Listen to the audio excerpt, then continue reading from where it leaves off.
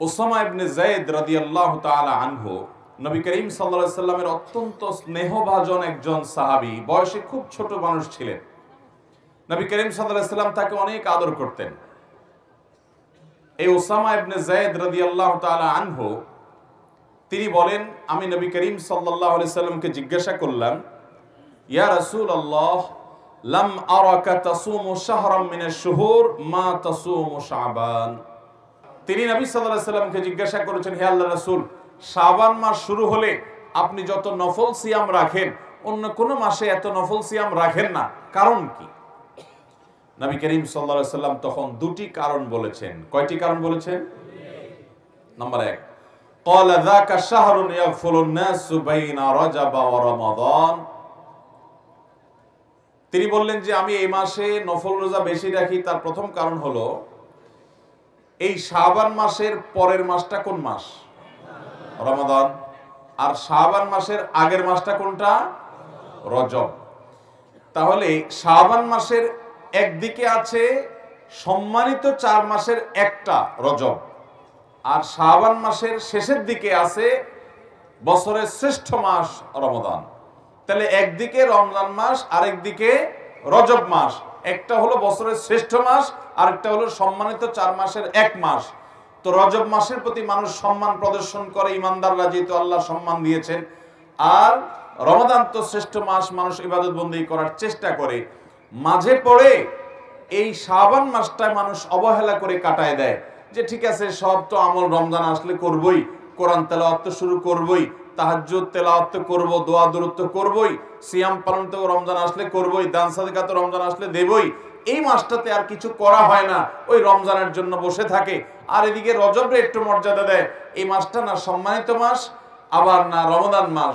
এই জন্য এই মাসে মানুষ অবহেলায় সময় কাটায়, উদাসীন থাকে, বিশেষভাবে আমল ইবাদতে মগ্ন হয় না।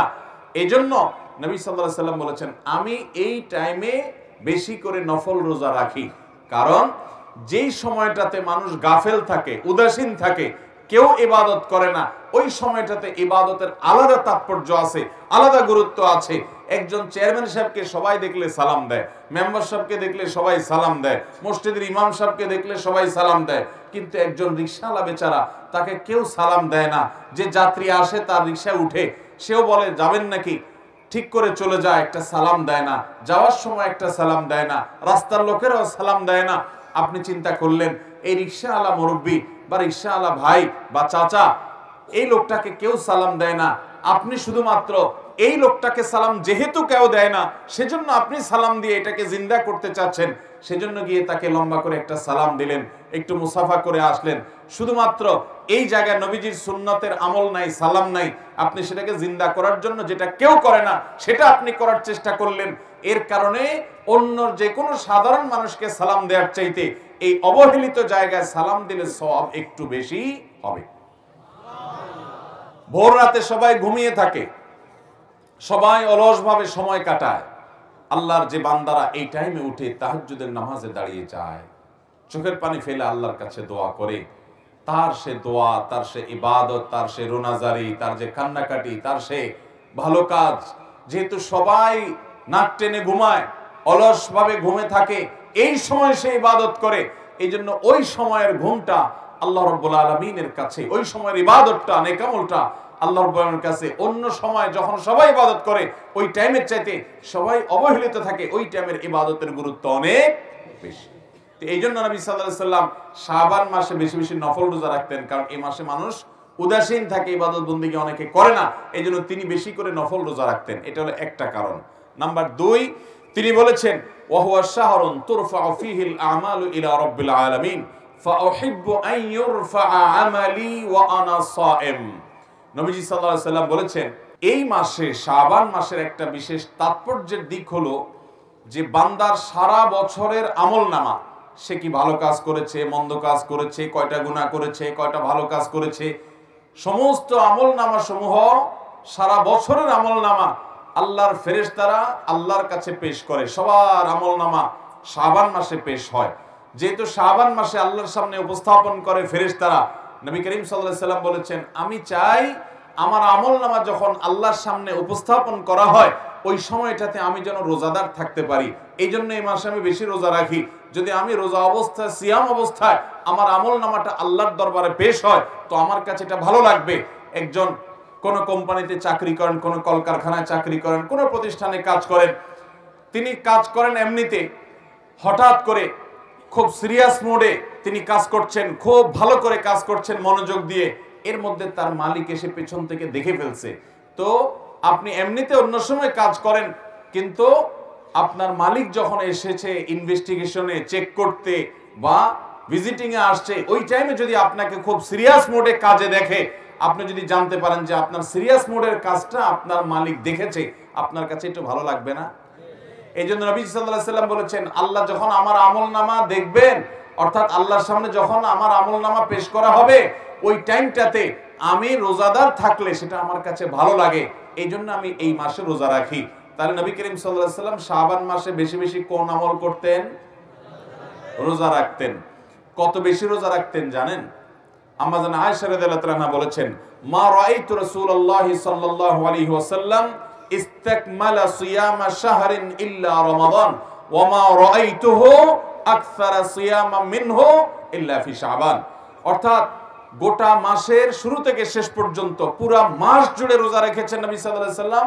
এটা শুধু রমজানেই হতো যে গোটা মাস রোজা রাখছেন, আর একটা মাসের বেশিরভাগ দিন রোজা রাখছেন, পুরা মাস না, বেশিরভাগ দিন রোজা রাখছেন তিনি। সবচেয়ে বেশি রোজা রাখছেন শাবান মাসে, এই মাসে তিনি সবচেয়ে বেশি নফল রোজা রাখতেন। তো এখান থেকে বোঝা যায় নবী সাল্লাল্লাহু আলাইহি সাল্লাম কি পরিমাণ নফল রোজা এই মাসে রাখতেন। অন্য আরেক হাদিসে আসছে, আম্মা জান আয়েশা রাদিয়াল্লাহু তাআলা বলেছেন, কারণ নবী সাল্লাল্লাহু আলাইহি সাল্লাম ইয়াসুমু শাবানা ইল্লা কালিলা, নবীজি গোটা শাবান জুড়ে নফল সিয়াম রাখতেন, শুধু সামান্য কিছুদিন বাদ দিয়ে গোটা শাবানে নফল রোজা রাখতেন। তাহলে এই মাসে নবী করিম সাল্লাল্লাহু আলাইহি সাল্লাম বেশিরভাগ দিনগুলোতে নফল সিয়াম রাখতেন, সে আমলটা আমরা জানলাম, আলহামদুলিল্লাহ। এখন আমাদের কাজ হলো আমল শুরু করা। শাবানের চাঁদ দেখা যাওয়ার পর থেকে নিয়ে আমরা বেশি বেশি করে গোটা মাস জুড়ে সিয়াম পালন করব, যার যার সাধ্য অনুপাতে। আপনি খুব বেশি একটা রাখার সুযোগ পান না, ডায়াবেটিসের রোগী, আপনার কষ্ট হয়, অন্তত বন্ধের দিনে আপনার যেদিন সুবিধা হয় 2-4টা হলো নফল রোজা রাখেন এই মাসে, নবী সাল্লাল্লাহু আলাইহি সাল্লামের সুন্নতের অনুসরণে। চেষ্টা করব না ইনশাআল্লাহ? এখন কেউ বলতে পারেন, শাবান মাসে আমাদের আমলনামা আল্লাহর সামনে পেশ করা হয়, আমরা জানলাম, কিন্তু আমরা এর আগে তো এও শুনেছি যে নবী করিম সাল্লাল্লাহু আলাইহি সাল্লাম সোম এবং বৃহস্পতিবার নফল রোজা রাখতেন। এবং কেন তিনি ওই দিন রোজা রাখতেন জিজ্ঞাসা করা হয়েছে, তখন জবাবে তিনি বলেছেন, বিশেষ করে সোমবার সম্পর্কে বলেছেন, সহিহ মুসলিমের হাদিসে আসছে যে ওই দিন যাকা ইয়াউমুন ওয়ালিদতু ফীহি, এই দিন আমার জন্ম হয়েছে, সেজন্য আমি রোজা রাখি। তার নবী সাল্লাল্লাহু আলাইহি সাল্লাম তার জন্মের দিনে রোজা রেখেছেন, আর আমরা জন্মের দিনে আরো বেশি করে খাই। নবী করিম সাল্লাল্লাহু আলাইহি সাল্লাম সোম বৃহস্পতিবার সিয়াম পালন করেছেন।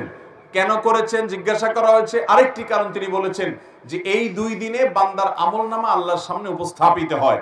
এখন কথা হলো, শাবান মাসে আমলনামা উপস্থাপিত হয়, আবার সোম বৃহস্পতিবার আমলনামা উপস্থাপিত হয়, আমলনামা কয়বার উপস্থাপিত হয়? এর উত্তর হলো, আমাদের আমলনামা, আমাদের সমস্ত ভালো কাজ, ভাইরা আমার, এমন একটা ভালো কাজ কিংবা এমন কোন মন্দ কাজ নাই যেটা আল্লাহ রাব্বুল আলামিন ফেরেশতারা লিপিবদ্ধ করেন না, যেটা রেকর্ড হয় না, যেটার হয় পুরস্কার নয় তিরস্কারের মুখোমুখি আমাদেরকে হতে হবে না, এমন একটা মুহূর্ত নাই। আল্লাহর সামনে দাঁড়াতে হবে, সবগুলো হিসাব করা হচ্ছে এবং আল্লাহ তাআলা সবগুলো আমাদের সামনে প্রকাশ করবেন কিয়ামতে। তো প্রতিটা মানুষের তার আমলনামা সমূহকে আল্লাহর সামনে 3টা ধাপে পেশ করা হয়, উপস্থাপন করা হয়। এখানে আশেপাশে কলকারখানা অনেক বেশি, আপনারা বিভিন্ন প্রতিষ্ঠানে চাকরি করেন, অনেকে আছেন, আপনাদের জন্য বুঝতে সুবিধা হবে। আপনারা আপনাদের মালিকের কাছে অথবা উপরস্থ অফিসারের কাছে, দায়িত্বশীল বসের কাছে আপনারা অনেক সময় ডেইলি রিপোর্ট দেন, অনেক সময় সাপ্তাহিক রিপোর্ট দেন, অনেক সময় মাসিক রিপোর্ট দেন, অনেক সময় বাৎসরিক রিপোর্ট দেন। এরকম সিস্টেম আছে না নাই? ঠিক একইভাবে প্রতিদিনের রিপোর্ট আল্লাহর ফেরেশতারা, দিনে যারা দায়িত্বশীল থাকেন, প্রত্যেকটা মানুষের জন্য ফেরেশতা নিয়োজিত আছে, আপনার জন্য, আমার জন্য, ওনার জন্য, সবার জন্য আছে। এই ফেরেশতারা সকালে এসে সারাদিন আমাদের আমলনামা সব লিপিবদ্ধ করে, এগুলো নিয়ে সন্ধ্যার সময় আল্লাহর কাছে জমা দেয়। আবার সারা রাত কি করি আমরা, ওইটার জন্য আলাদা ফেরেশতা এসে সকালে গিয়ে জমা দেন। এটা হলো ডেইলি রিপোর্ট। আর সোমবার বৃহস্পতিবার রিপোর্ট দেন, এটা হলো সাপ্তাহিক রিপোর্ট। আর আমাদের সারা বছরের আমলনামা জমা দেওয়া হয় শাবান মাসে, এটা হলো আমাদের বাৎসরিক রিপোর্ট। তাহলে রিপোর্ট মোট কয়বার জমা দেওয়া হয়? একবার হলো দৈনিক, আরেকটা হলো সাপ্তাহিক, আরেকটা হলো বাৎসরিক। আল্লাহর কাছে আমাদের আমলনামার হিসাব দেওয়া হয়। ভাইরা আমার, আমরা কয়জন মানুষ খবর রাখি যে আমি আজকে সারা দিনে যা করেছি সন্ধ্যার আগে আগে জায়গা মতো সব জমা হয়ে গেছে। যদি ভালো কিছু করে থাকি তার পুরস্কার যেমন দাঁড়িয়ে গেছে, মন্দ কিছু যদি করে থাকি তার তিরস্কারের ব্যবস্থাও হয়ে গেছে। কিন্তু আনন্দের কথা হলো, যদি আমাদের ভিতর সে আল্লাহর কাছে জবাবদিহিতার বোধ থাকে, তাহলে তো কিয়ামত আসার আগে আগে, মৃত্যু হওয়ার আগে আগে আমরা কোনো গুনাহ করে থাকলে চোখের পানি ফেলে তওবা করে ইস্তেগফার করে মাপ চেয়ে নতুন করে সংকল্প করে নতুন পথ চলা শুরু করব। তাহলে ফেরেশতারা আমার বদামল যদি আল্লাহর কাছে জমা দিয়েও থাকেন, আল্লাহ তাআলা সেটা ডিলিট করে আমার প্রোফাইলকে ক্লিন করে দিবেন ইনশাআল্লাহ। তাহলে গুনাহ করার পর তওবা করতে দেরি করব না। আল্লাহ আমাদের সবাইকে যে কোনো গুনাহ করার পর প্রতিদিনেরটা প্রতিদিন আমাদের আল্লাহর সাথে হিসাব নিকাশকে চুকিয়ে আল্লাহর কাছ থেকে নিষ্পত্তি করিয়ে নিয়ে তওবা ইস্তেগফার করে প্রতিটা নতুন দিনে নতুন করে সংকল্প করার তৌফিক দান করুন। মোহতারাম হাজরিন, তাহলে আমরা জানলাম আমাদের নবী সাল্লাল্লাহু আলাইহি সাল্লাম শাবান মাসে বেশি বেশি নফল রোজা রাখতেন। এর প্রথম কারণ হলো এই মাসটাতে মানুষ গাফেল থাকে, দুইটা গুরুত্বপূর্ণ মাসের মাঝে, এটা মানুষের অনেকে অবহেলার কারণ। আর দ্বিতীয়ত হলো এই মাসে আমলনামা বাৎসরিক পেশ হয়। তো নবীজি চাইতেন যে আমলনামা পেশের সময় তিনি যেন রোজাদার থাকেন, আল্লাহ যেন তাকে রোজাদার অবস্থা দেখেন, তাহলে আল্লাহ তাআলা রহম করবেন, অনুগ্রহ করবেন তার আমলনামা পর্যালোচনা করার, বিচার করার ক্ষেত্রে। এই জন্য এখন কথা হলো, কোন কোন হাদিস থেকে আমরা জানি নবী করিম সাল্লাল্লাহু আলাইহি সাল্লাম বলেছেন, আফজালুস সিয়ামি বা'দা রমাদান শাহরুল্লাহিল মুহাররম। রমাদানের পরে সবচেয়ে উত্তম নফল রোজার মাস হলো মুহররম মাস। তাহলে এই হাদিস থেকে বোঝা গেল নফল রোজার জন্য শ্রেষ্ঠ মাস হলো মুহররম। অথচ নবীজি সাল্লাল্লাহু আলাইহি সাল্লাম বেশি নফল রোজা রাখতেন দেখা গেছে শাবানে। তাহলে আমরা কোনটা করব? এর উত্তর হলো যে মুহররম মাস মূলত নফল রোজার জন্য সবচেয়ে শ্রেষ্ঠ মাস, এটাই অধিকতর বিশুদ্ধতর মত। তবে ওই মাসের পরে শাবানটাও নফল রোজার জন্য আদর্শ মাস। অতএব শাবানে এবং মুহররমে এই দোনো মাসে বেশি বেশি নফল রোজা রাখার চেষ্টা করতে হবে। আল্লাহ আমাদের সবাইকে তৌফিক দান করুন। তাহলে শাবান উপলক্ষে একটা কর্মসূচি আমরা পেয়ে গেলাম, সেটা হলো বেশি বেশি নফল রোজা। এখন কথা হলো, শাবানে এত বেশি নফল রোজা নবীজি কেন রাখতেন? দুইটা কারণ তো আমরা জানলাম। তো এইটা অবহেলার মাস, সেজন্য রোজাটাই কেন নবী সাল্লাল্লাহু আলাইহি সাল্লাম রাখতেন? অন্য কোনো নফল আমল করতে পারতেন। এর হিকমত আল্লাহ তাআলা ভালো জানেন। তবে অনেক বিশেষজ্ঞ এবং অনেক বিশ্লেষক, ওলামায়ে কেরাম, ইসলামিক স্কলারগণ এক দুইটা বিশেষ কারণ, রহস্য, হিকমত উল্লেখ করেছেন। সেটা হলো, রমাদান মাসে আমাদেরকে 30 দিন রোজা রাখতে হবে। আল্লাহ তাআলা ফরজ করেছেন প্রাপ্তবয়স্ক সকল ঈমানদার নারী পুরুষ সুস্থ মানুষদের জন্য। তো সেই রমজান মাসে যদি আমাদের রোজা রাখা লাগে, শাবান মাস থেকে যদি আমরা 2, 4, 10টা 20টা নফল রোজা রাখা শুরু করি, তাহলে রমজানের রোজা রাখাটা সহজ হবে। আগে থেকে অভ্যাসটা হবে, ওয়ার্ম আপ হবে, রিহার্সেল হবে, প্রস্তুতি নেওয়া হবে। হঠাৎ করে যদি রমজান রোজা শুরু করেন, অনেকে দেখা যায় সারা বছর রোজা রাখেন না, তো দেখা যায় হঠাৎ করে রমজান রোজা রাখার কারণে সে অসুস্থ হয়ে পড়ে, কিংবা তার রোজার সাথে সে শুট করতে পারে না, অসুবিধা তৈরি হয়। এই জন্য নবী সাল্লাল্লাহু আলাইহি সাল্লাম হয়তোবা আগে থেকে প্রস্তুতি নিয়ে নিতেন। 5 ওয়াক্ত নামাজের আগে, অনেক নামাজের আগে সুন্নত নামাজ আছে না নাই? যোহরের আগে সুন্নত নামাজ আছে না নাই? ফজরের আগে সুন্নত আছে না নাই? আবার কোন কোন নামাজের পরেও কি আছে? সুন্নত। ফরজটার, ফরজ ভার্সনের ইবাদতের আগেও সুন্নত থাকে, পরেও সুন্নত। এই সুন্নতের একটা কারণ এটাও, যদি বান্দার কিয়ামতের দিন ফরজের মধ্যে কোনো ঘাটতি থাকে, তাহলে নফল বা সুন্নত দিয়ে আল্লাহ তাআলা সেই ঘাটতি পূরণ করে দিবেন। আর সুন্নাতের রিহার্সেলের মাধ্যমে ফরজটা যাতে সুন্দরভাবে হয়, সেটার জন্য প্রস্তুতির জন্য এই ব্যবস্থা আল্লাহ তাআলা রেখেছেন। ঠিক একইভাবে রমাদানের 30 দিনের যে ফরজ রোজা আমাদেরকে রাখতে হবে, তার আগে শাবানে কিছু নফল রোজার অভ্যাস করা, আবার শাবানের পরে শাওয়ালের 6 রোজা রাখা। ওই 5 ওয়াক্ত নামাজের আগে পরে যেরকম সুন্নত নামাজ আছে, রমজানের ফরজ রোজার আগে সুন্নত রোজা আছে, পরেও শাওয়াল মাসে সুন্নত রোজা আছে। অতএব এই রোজাগুলো রাখবো তো ইনশাআল্লাহ। আমরা অনেকে আছি, এটা জীবনে প্রথম শুনছি যে শাবান মাসে আবার বেশি বেশি নফল রোজা রাখতে হয়। তবে শাবান মাস সম্পর্কে আমাদের আরেকটা জিনিস জানতে হবে। রোজা রাখতে হবে এটা তো আমরা জানলাম, আরেকটা জিনিস জানেন, সেটা হলো শাবান মাসের শেষের দিকে রোজা রাখা উত্তম না। রোজা রাখতে হবে শুরুর দিকে, মাঝের দিকে, এই দিনগুলোতে। শেষের দিনগুলোতে নবী সাল্লাল্লাহু আলাইহি সাল্লাম রোজা রাখতেন না। কারণ হলো, শেষের দিনগুলো যদি টানা রোজা রাখেন, তাহলে রমজান আর গায়রে রমজানের ভিতরে পার্থক্য হবে না। এই জন্য আপনি শাবানের শেষের দিকে আর রোজা রাখবেন না। আপনি রোজার জন্য অপেক্ষা করবেন, রমজান থেকে শুরু করবেন। না হলে রমজানের আলাদা কোনো বৈশিষ্ট্য এটা বোঝা যাবে না যে টানা রোজা রাখছেন আপনি। এই জন্য শেষের দিকে নবীজি সাল্লাল্লাহু আলাইহি সাল্লাম এই মাসের রোজা রাখতেন না। বিশেষ করে একেবারে শেষের দিন, যেটা শাবানের লাস্টের দিন, যেটাকে বলা হয় ইয়াউমুশ শক বা সন্দেহের দিন। আমরা আমাদের ছোটবেলায় দেখেছি আমাদের দেশে বিভিন্ন এলাকায় অনেক মুরব্বীরা শাবানের শেষের দিন অবশ্যই রোজা রাখতেন। কেন? তারা মনে করতেন শাবানের চাঁদ, এটা রমজানের চাঁদ দেখা যায় নাই শাবানের শেষের দিন। ধরুন শাবান 30 হলো, তো 29 তারিখে চাঁদ দেখা যায় নাই সারা দেশে, ওনারা 30 তারিখে শাবান, কিন্তু সেদিন তারা রোজা রাখতেন। কেন? মনে করতেন যে যদি চাঁদ দেখা যারা যায় নাই বলছে, হয়তো চাঁদ উঠছে তারা দেখে নাই, মিস করে গেছে, তাহলে আমার রোজাটা রমজান হয়ে গেল যদি চাঁদ উঠে থাকে। আর যদি চাঁদ না উঠে থাকে তাহলে শাবান হয়ে গেল।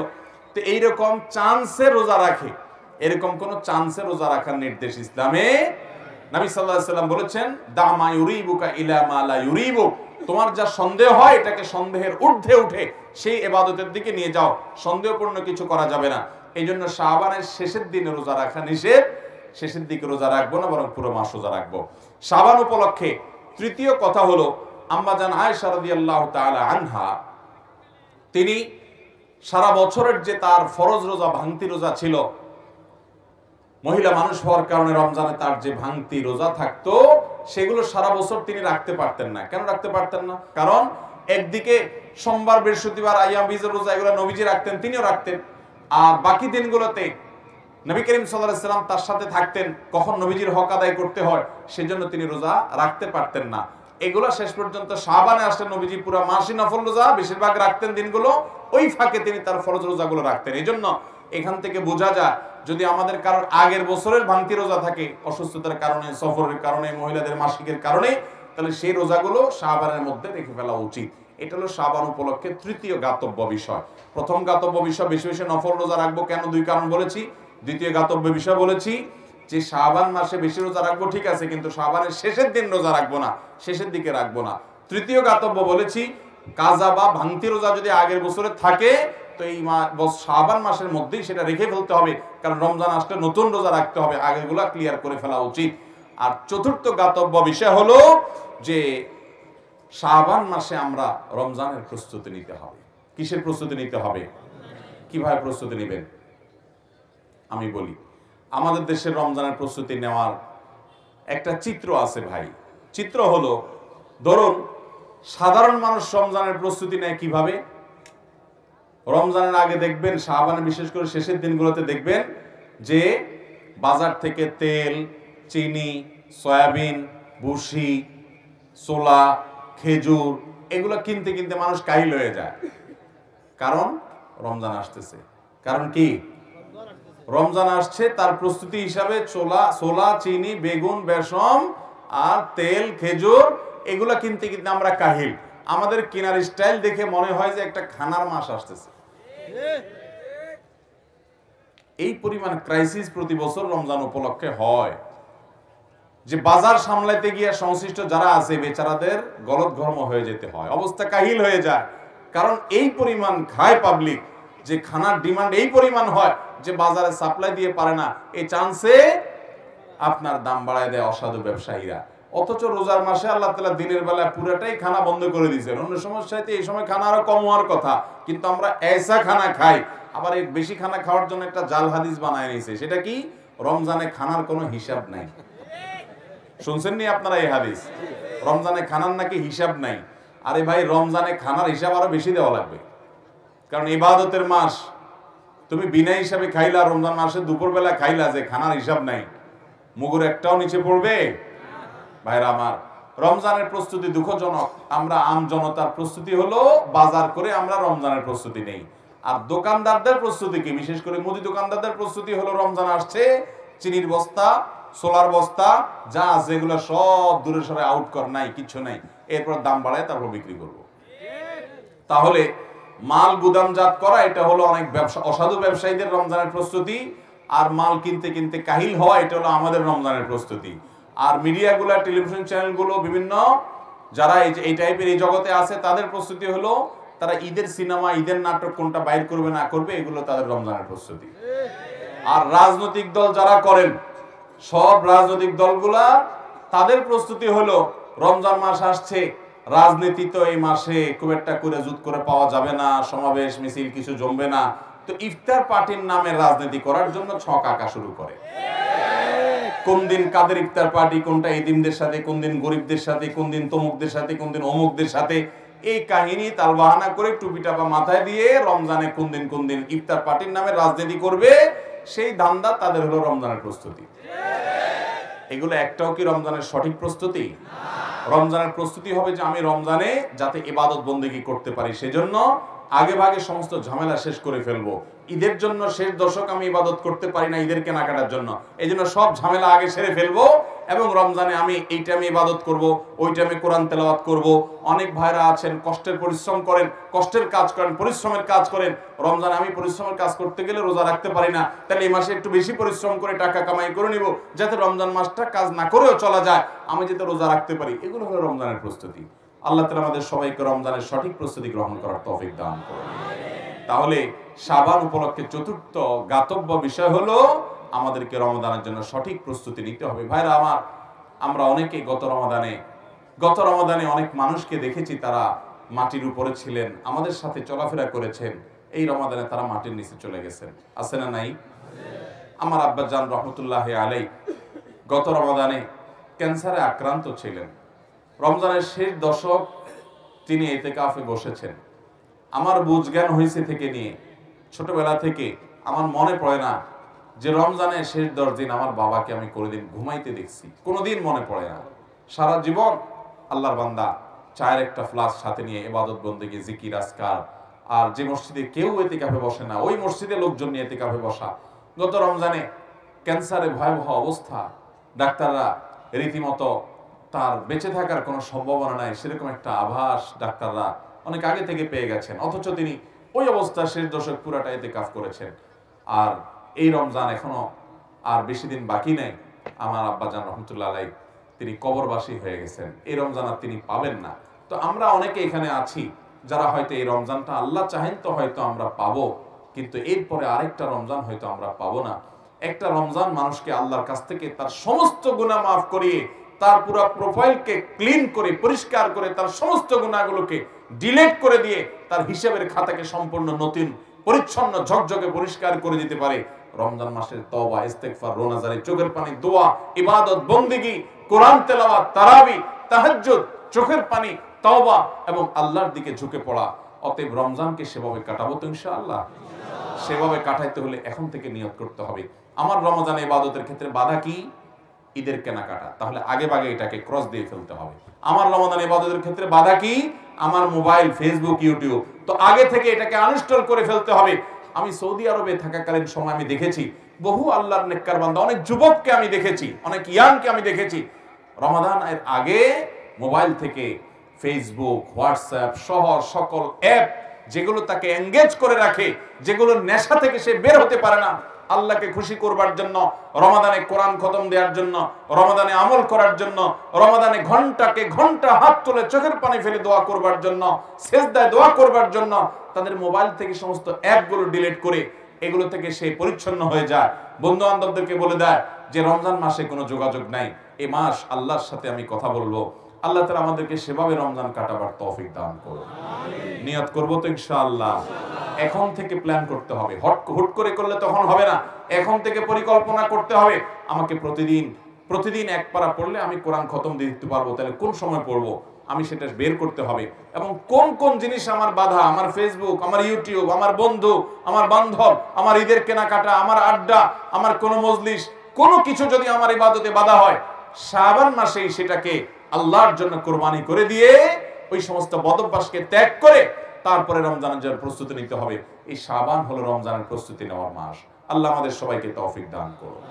তাহলে ভাইরা, শাবান উপলক্ষে 4টি গাতব্য বিষয় বলেছি, এর প্রতিটি আমরা খেয়াল করবো এবং আমল করবো। আল্লাহ তাআলা আমাকে আপনাকে আমাদের সবাইকে আমলের তৌফিক দান করুন।